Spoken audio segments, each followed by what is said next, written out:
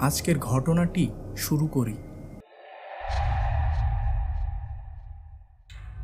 এই ঘটনাটি ঘটেছিল 2015 সালে এবং এই ঘটনার সাক্ষী ছিলাম আমি নিজেই। বহু পুরনো এবং গ্রামের স্কুল হওয়ায় এর সঠিক সংস্কার হয় না অনেক দিন। স্কুলের আশেপাশে বিভিন্ন প্রকার গাছপালাই ঝোপঝাড়ের সৃষ্টি করেছে। তবে এই স্কুলের সবথেকে বড় আকর্ষণীয় জিনিসটি হলো স্কুল সংলগ্ন একটি বিশাল বড় তেঁতুল গাছ। এই তেঁতুল গাছটি ছিল প্রায় 400 বছরের পুরনো, অর্থাৎ এই স্কুল প্রতিষ্ঠার অনেক আগে থেকেই এই তেঁতুল গাছটি মাথা উঁচু করে দাঁড়িয়ে আছে। আমাদের স্কুলটির নাম বললে অনেকেই চিনত না, কিন্তু যদি বলা যায় তেঁতুলতলা স্কুল তাহলে সবাই চিনত। তবে এই তেঁতুল গাছের ইতিহাস ততটাও ভালো না। এখানে হিন্দু সম্প্রদায়ের লোকেরা ভোগ দেয় এবং পূজা করে থাকে। লোকেদের মুখ থেকে শোনা যায় যে কেউ যদি এই গাছের খড়ি পোড়ায় তবে তার সাথে অনেক খারাপ ঘটনা ঘটে। কিন্তু তখন আমরা কিশোর ছিলাম, আমরা এই বিষয়গুলিতে বিশ্বাস করতাম না। ওই দিন আমাদের স্কুলে বিশেষ একটি অনুষ্ঠান ছিল। অনুষ্ঠান শেষে প্রায় সকলেই বাসায় চলে যায়।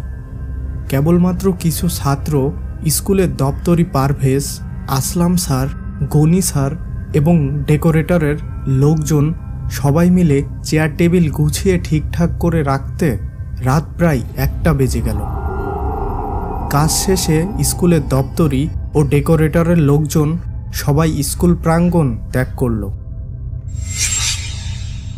এদিকে স্কুলে থেকে গেলাম আমরা কয়েকজন ছাত্র। আমরা তখন স্কুলের বারান্দায় বসেছিলাম। হঠাৎ করে কেন যেন আমার তেঁতুল খেতে ইচ্ছে হলো। আমি ভালো মতো গাছে উঠতে পারতাম না, কিন্তু আমার এক বন্ধু খুব ভালো গাছে উঠতে পারত। আমি তখন আমার সেই বন্ধুটিকে বললাম যে কয়েকটা তেঁতুল পেড়ে নিয়ে আয়। সে প্রথমে ওই তেঁতুল গাছে উঠতে রাজি হলো না, কিন্তু কিছুক্ষণ পর সে একাই তেঁতুল গাছের কাছে যেয়ে তেঁতুল নিয়ে আসলো। ওর কাছ থেকে তেঁতুল নিতে যেয়ে লক্ষ্য করলাম যে ওকে অনেক অস্থির লাগছে এবং ওর চোখ কিছুটা লাল দেখাচ্ছে। আমার মনে হলো হয়তো গাছে উঠতে যেয়ে ওর চোখে কোনো প্রকার ময়লা পড়েছে এবং সে চোখ ভালো মতো চুলকিয়েছে, যার ফলে চোখগুলো এমন লাল দেখাচ্ছে। আমি তাকে বললাম, তোর কি খারাপ লাগছে? এমন অস্থির দেখাচ্ছে কেন তোকে? না, কোনো সমস্যা নেই, আমি এখনই বাসায় যাব। আমার বাসা স্কুল থেকে খুব কাছে আর এখন অনেক রাত। আমি বললাম, আজ আমার বাড়িতে থেকে যা। না, আমি বাড়ি যাব, আমাকে এখনই বাসায় যেতে হবে। আমি আন্টিকে ফোন করে জানিয়ে দিচ্ছি, তুই আজ আমার বাড়ি থেকে যা, অনেক রাত হয়ে গেছে। কিন্তু সে কিছুতেই রাজি হলো না। ওর বাসা ছিল এই স্কুল থেকে প্রায় 2 কিলোমিটার দূরে।